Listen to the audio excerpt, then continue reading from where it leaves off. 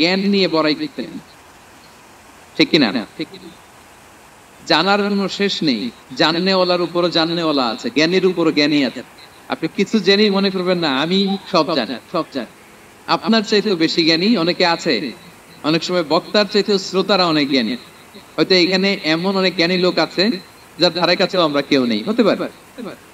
So আমি সব জানি, এটা ভুল, এটা শয়তান বলে। এটা কে বলে?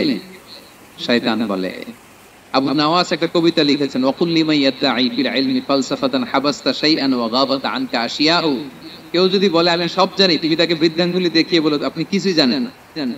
আপনি অল্প কিছু জেনেছেন, জানার এখনো অনেক বাকি। তাহলে মুসা আলাইহিস সালামের এই ঘটনা জিজ্ঞেস করা হলো কে জ্ঞানী, উনি বললেন আমি জ্ঞানী। এরকম কি আমরা কখনো বলবো? না। সবচাইতে বড় জ্ঞানী কে? ওয়া ফাওকা কুল্লি যী ইলমিন আলীম। সবচাইতে বড় জ্ঞানী আল্লাহ তাআলা। সো জ্ঞান নিয়ে আমরা অহংকার করব না। আসসালামু আলাইকুম। আজকে এই ভিডিওর মাধ্যমে আমি আপনাদেরকে দেখাবো টেক্সটাইলে কিভাবে মেশিনের মাধ্যমে সুতা থেকে কাপড় তৈরি করা হয়। আজকের এই ভিডিওতে আমি আপনাদেরকে দেখাতে যাচ্ছি কাপড় তৈরির সম্পূর্ণ প্রক্রিয়া। এই মেশিনগুলো দিয়ে আমাদের প্রতিদিনের শার্ট, প্যান্ট, দরজা জানলার পর্দা, বিছানার চাদর ইত্যাদির কাপড় তৈরি করা হয় এই মেশিনটির মাধ্যমে। এই ফ্লোরে মেশিনের সংখ্যা প্রায় 300টির মতো। এই মেশিনগুলো দিয়েই আমাদের কাপড় তৈরি করা হয়।